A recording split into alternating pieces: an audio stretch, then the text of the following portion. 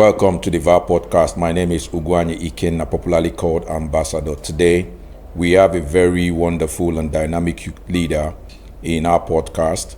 He is Ambassador Fidelis Chukwudi, Speaker, National Youth Assembly of Nigeria, Enugu Chapter. Welcome to the VAR Podcast. Thank you, Ambassador. All right, you look so amazing. God bless you. Okay, before us today, we shall be discussing on the new state creation.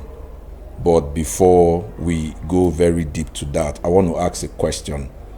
Where is this state creation coming from? The geopolitical zone that it is coming from? Actually, for now, we're looking at the southeast geopolitical zone. Of course, we know the issue of state creation, according to the National Assembly embargo, is for there are a lot of zones clamoring for state. But for now, to measure up the number of states per zone, so the torchlight is currently on the southeast zone. So I think that is what we're discussing currently.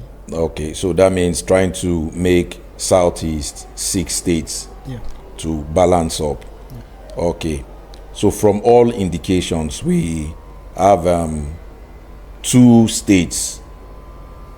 Prominently, you can say 2 states because Etiti State is also in the. Yes, that's why from the southeast, that is Etiti and Anioma, Adada. Okay, no. What we want to do is that southeast. Yeah. So we have the Etiti and the Adada. Okay. Because the Anioma will be carved out from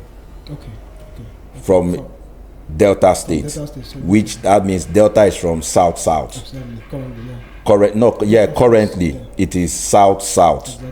You're right. So, why is this clamor for Anioma to be in the southeast state? Well, for me, I think it is the Anioma people actually who are saying they want to go back to their roots, so to speak.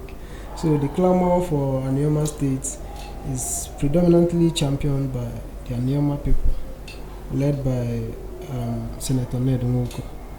So I feel the clamor is coming from the Anioma people, so to speak. To come to the southeast. Yes. Now, what is your own view? Well, state creation is,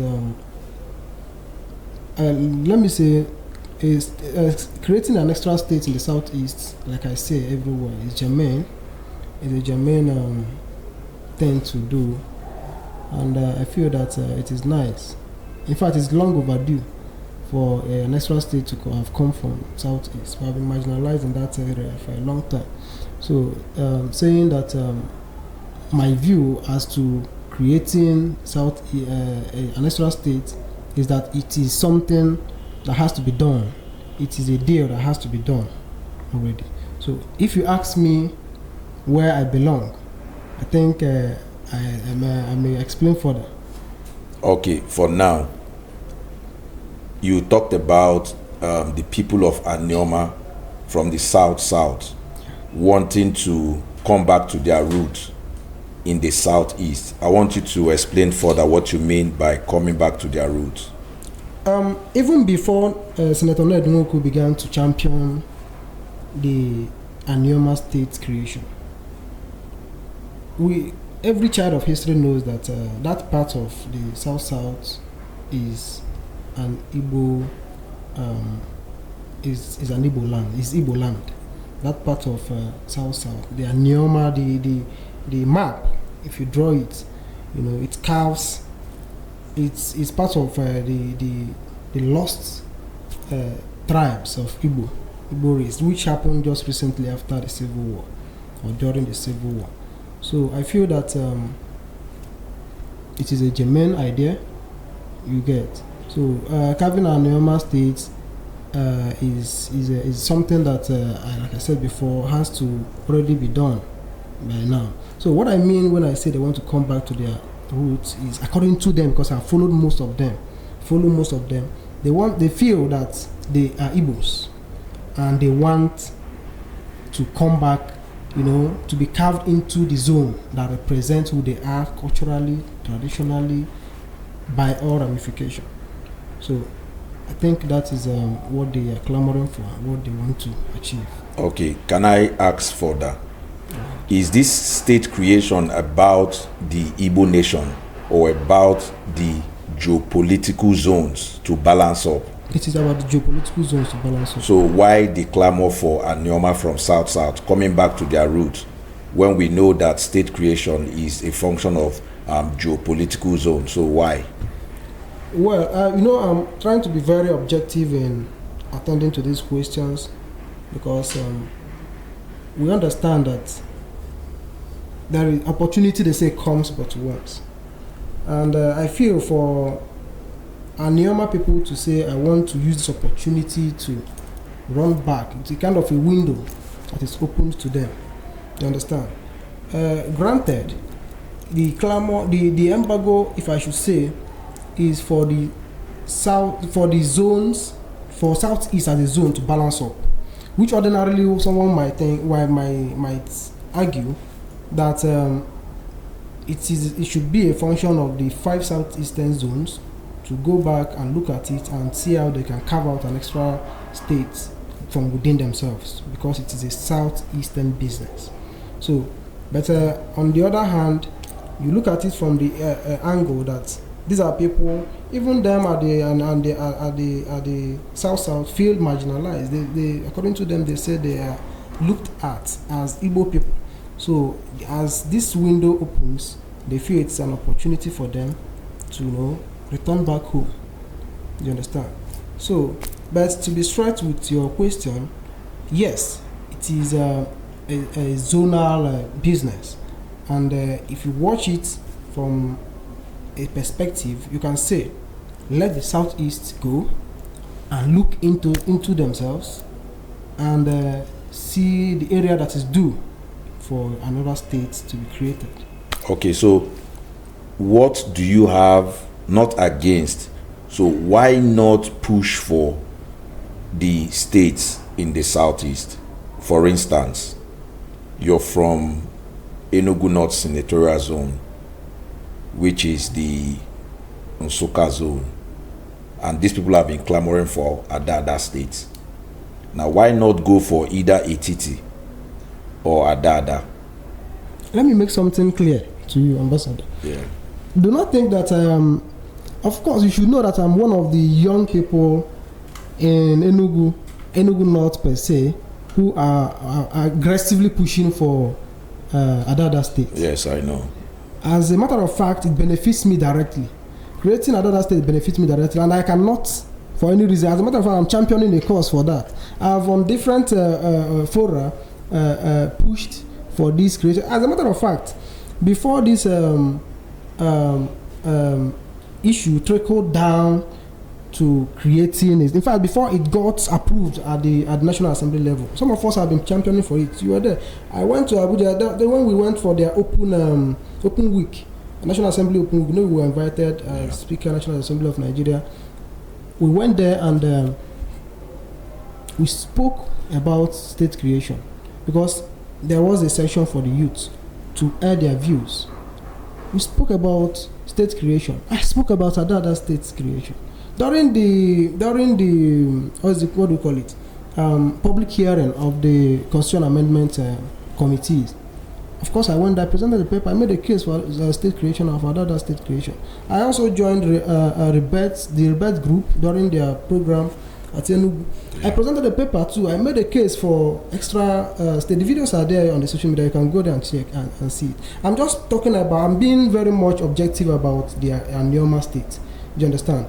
Actually, you will not say if Anioma is placed side by side with Adada, I won't go and pick Anioma. I will pick Adada because it benefits me. This is the selfish part of me speaking.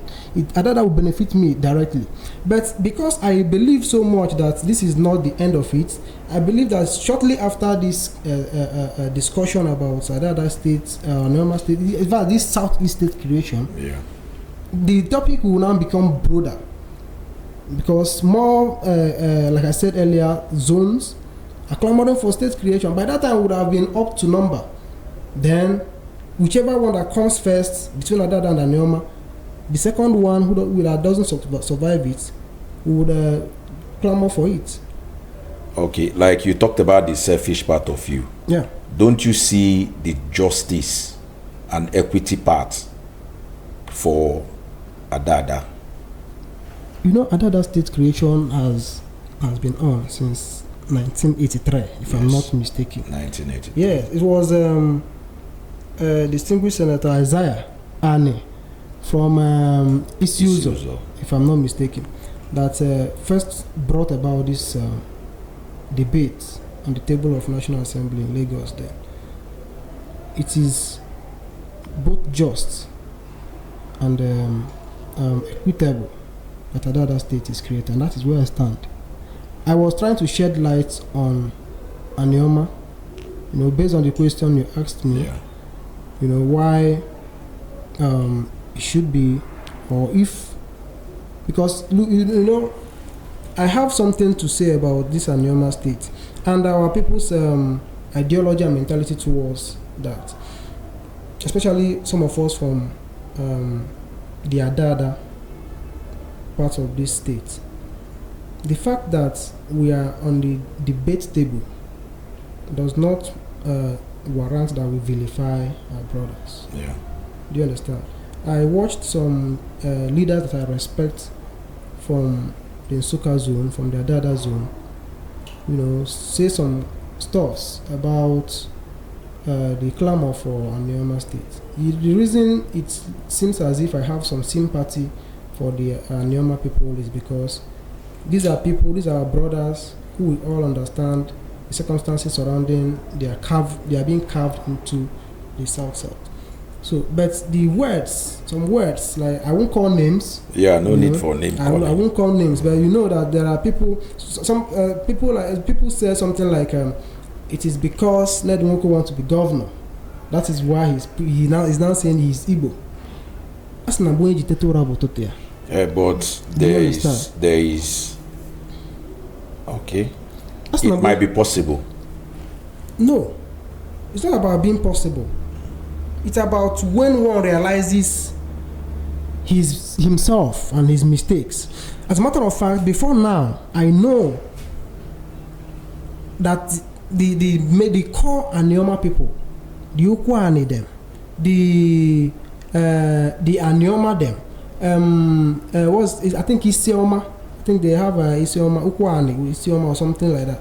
I know some of them that I follow on social media that try to, correct that impression that these people are not really, these people are not from elsewhere but Igbo. You understand? So I do not believe that it is because of this whole clamor that Ned Nwoko is saying I'm Igbo. Yes, of course, his dress code, his everything is Igbo.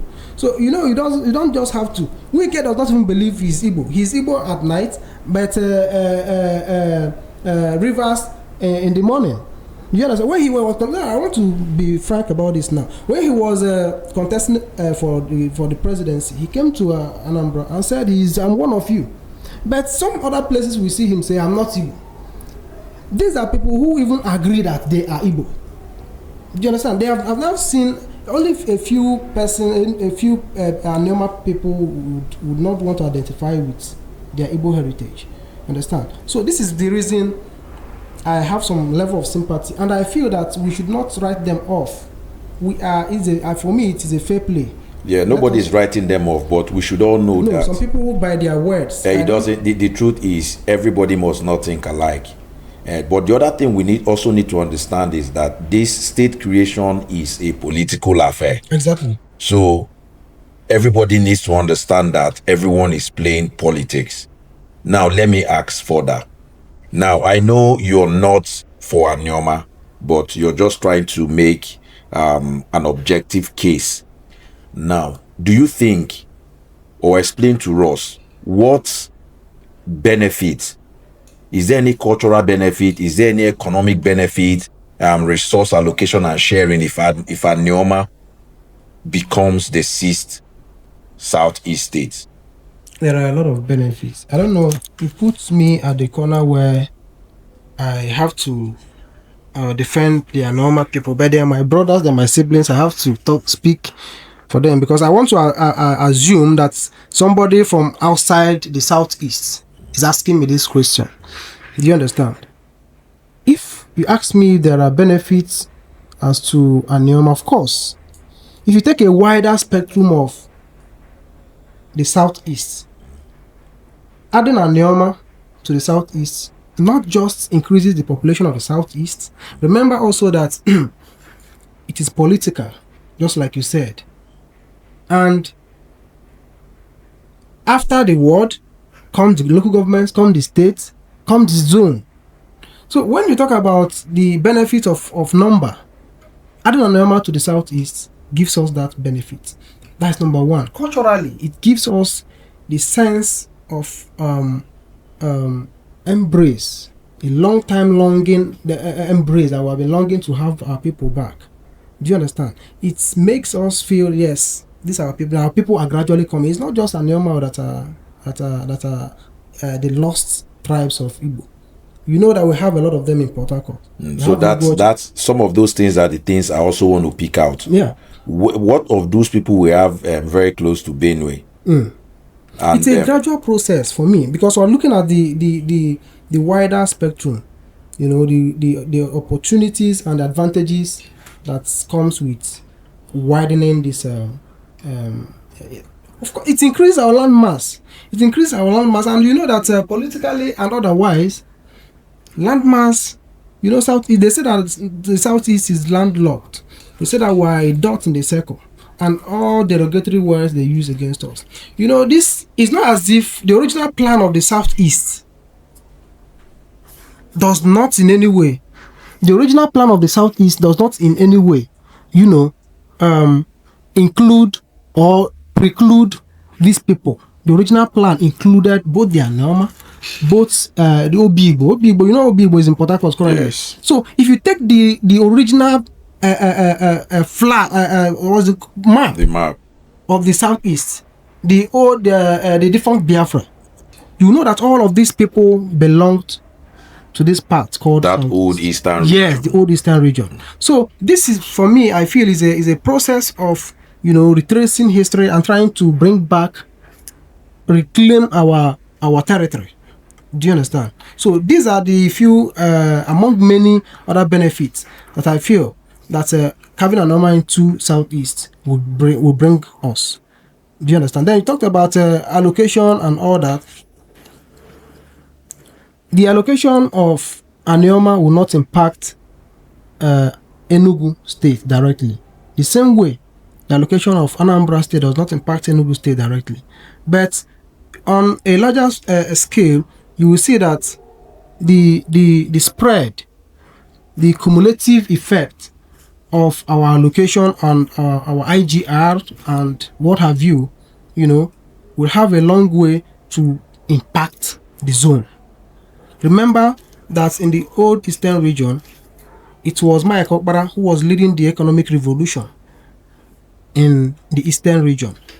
At that time, he was not looking at the eastern region as states, because these states had not been divided at that time. So he was gathering all of these resources, all of these economic resources at the time, looking at all these, taking advantage of these our brothers who are now recruited from the southeast. So I feel that bringing back this Anioma and every other place where you see an Igbo speaking territory will have a long way, you know, to impact on our economy as a people, as Igbo economy, as our economy as southeastern people. So, okay, now don't you also think that why are people not even talking much about the Etiti state? Yes, that's a good question. You know that this is politics, okay? And politics about those who have the war chest. Do you understand? I even think that this Adada state that we are all clamoring for now, we are doing it a bit late. You know why I said we're doing it a bit late? Something that started in Listen to me. No, I'm talking about this new wave. No, it's not about the new wave. No, listen now. It's about the new wave because do you know that if we were as serious as the late Annie, I think he's late now, right? He's very a far back man now. So if we sustain the tempo with which by now I believe we would have gotten Adada State. Are you not aware of that? But you should know that does this mean that state we have creation not been, is not something you just force. It is when the time comes. These are not people that make things happen. And we're talking about political war chest. Yes. Because we're talking about, so it is people that make things happen. Remember, it wasn't just Annie. When Ekweremadu was deputy senate president, he also pushed for Adada State. That is to say that people at intervals push. But they were unfortunate at that time because the tide of the wave did not favor them. It is now that maybe the National Assembly see reasons why this state should be carved. You understand? So we talked about why are people not talking about Etiti. I feel that those who are pushing for Etiti state are not really as serious as those pushing for Anioma State and Adada State. Do you understand? This is what I feel. It's a matter of who gets what, when and how. A matter of those who have the war chest. I feel that kudos, by the way, to Senator Okeza. You understand? Because yes, he's our rep at the red chambers, and he has been on the forefront of this push. So, and also other leaders, from the background who are also speaking and doing one or two things. But I was saying, as a matter of those who have the capacity to do it, those of them pushing for a TT state, they dropped it at a level. This thing, they go through stages. So I believe that it's also, and again, creating states is a function of acceptability. It's a function of referendum. Even this, if at this point now, I believe at the point where it is at the committee level, it is currently at the committee level. Yeah. So after this committee level, the next thing should be referendum for the people for whom states is about to be created to agree or not agree. So I feel that this is a point where people should accept that this state should be created for them or not. There is a lot of rancor around Etiti State. A lot of people do not want to belong to Etiti State. Like I know the greater Ogo. You understand? The greater Ogo are saying we do not want it. Because it is their turn for the next... for whatever reason. For whatever reason. Something must actually lead to something. Do you understand? For whatever reason, there is a discordance. Do you understand? Divided interest. So this is one of the major things that we consider. Adada State has passed that test. Coincidentally, Anioma State also passed that test, but the Etiti State did not pass that. But the Asagba of Asaba was saying something on the contrary. As to the Anioma stuff. Everybody must not agree now. But that is why it is necessary for a referendum to happen. Even Adada, I feel, is the only state that has met all the requirements. Do you understand? But guess what? The fact that it has met all the requirements, it takes me back to why I said the push, the awareness is coming rather a bit late. It seems as if we, the youth, even are waking up now. If you know when these people began to clamor for this Anioma, since it's as if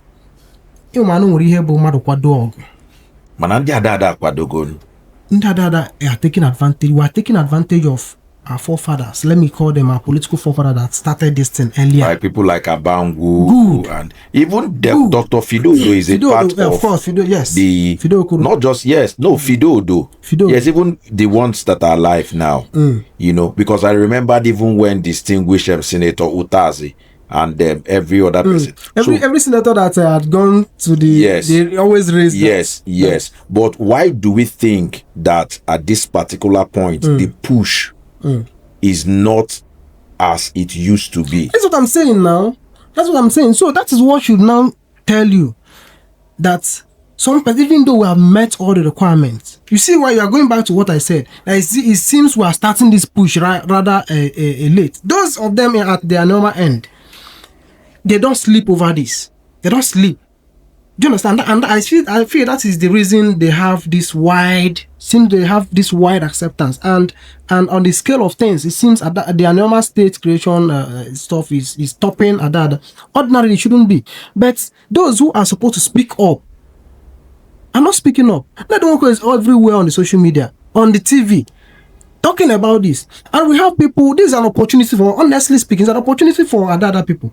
Do you understand? So I feel that our leaders are supposed to have come out. Those of them who clamored for this, they should be everywhere on the television talking about this, educating the people, and most importantly, engaging our Anioma brothers in a way. See, even in politics, there is lobby.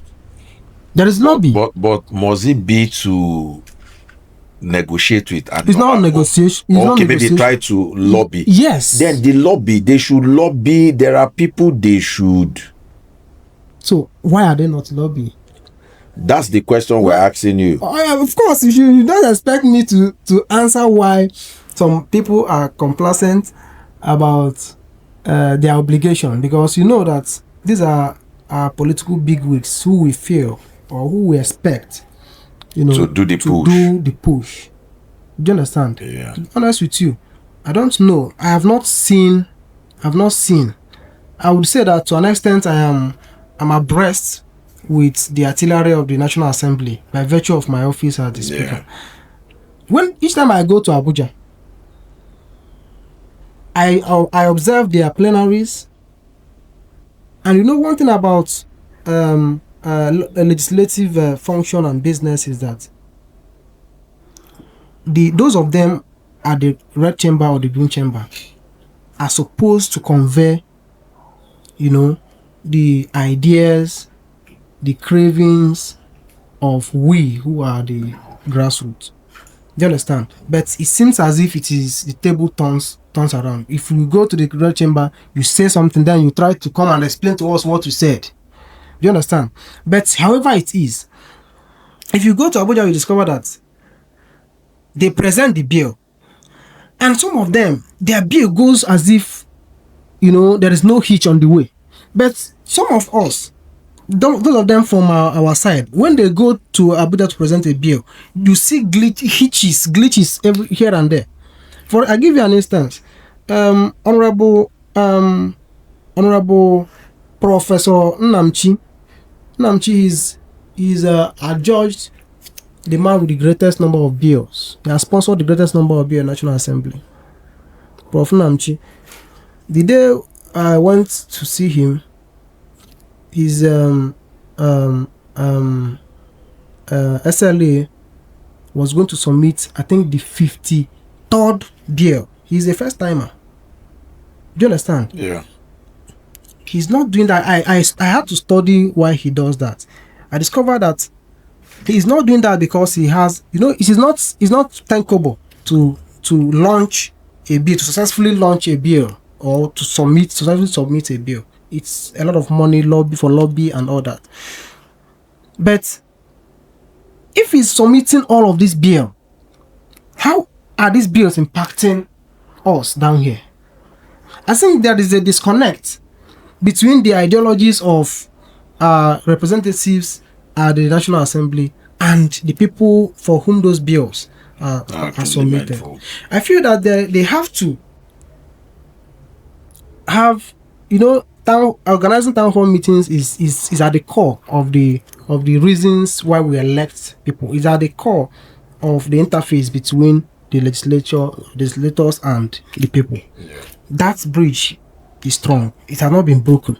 There should be that bridge should be broken for us to have that the town hall meetings, but they don't do it.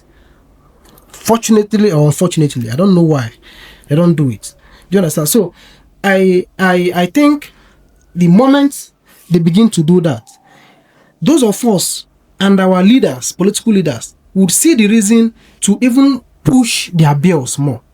This is one of the reasons I feel that Adada State's creation does not seem to have all the vigor that should come with it. If you watch NYAN Enugu, the way he moves, he has been consulting non-stop. He consults everywhere, consults far and wide. He has consulted in the southeast, has consulted in even far north. He lobbies everybody. When this bill came up, it was a consensus. It was a consensus. Even though our own got consensus, but it was a reluctant consensus. It shouldn't be that way. You understand? So I hope that our leaders at the red chambers would step up their game. Will sit up. Okay, so before we ask the final question, because this is just the opening for this discussion for young people, exactly. Because we believe that young people should be involved fully, because this is the future that we are talking about. With me today on the VAR Podcast is a very resounding youth leader who is not just verse but verse 2. He is the speaker, Nigerian National Youth Assembly of Nigeria, Enugu State Chapter. That is the speaker that we're talking to now. And we know that this discussion is not just ending here, because we brought you so that we can start pairing you and some other persons so that we can really get what we want. On a final note, do you think that without the involvement of the state government, it will be very difficult to get this Anioma? Sorry, the Adada State. To be honest with you, everything boils down to politics. It's a two-way thing, involving the state and the getting of the new states, the opposite sides of the same coin. If you do not lobby your state, do you understand? You will most likely find it difficult. The state leadership, the state government, you will most likely find it difficult to achieve anything, not just a state creation. You know what it means to carve a state out of another state? You are telling the governor of their state that, look, I want to divide your territory. Do you understand me? Yeah. So you must have to convince that governor beyond all reasonable doubts on why you have to do that. And before I forget, party alliance is another factor. I think it just occurred to me. Senator Okeza is of the Labour Party, right? Yeah. And Enugu State currently is an APC state. So he is actually on, should I say, a political long term, because by virtue of party affiliation, he is at a daggerhead with the ruling party, because when you are the opposition, you are politically at the opposite lanes. You understand? So it's another factor. But I will not ask a man to renege on his party promises and whatever party ideology he believes. I think he's the only one currently standing. He should, for the Labour Party. Yeah, and in Enugu. So I feel he has his reasons why he's doing that. Of course, I commend him too, because as a speaker, I actually advocate for strong political ideology. Stand for what you believe in. He believes that the Labour Party is viable and capable of propelling him towards achieving everything he feels he wants to achieve for his people. But it also has to go beyond party affiliation. It has to come. There has to be that table, where there is cross-carpeting of ideas. Do you understand? Because we should understand that everything is not politics. Politics is ideology. Where ideology intermarries, party does not really stop it. And as a matter of fact, as a lawmaker, he is not really supposed to actually political parties should not ordinarily, but we know how we do politics in this part of the world. When you are not in my party, you are seen as an enemy and a snitch. Do you understand? So yes, the state not aligning with the state has a big should I say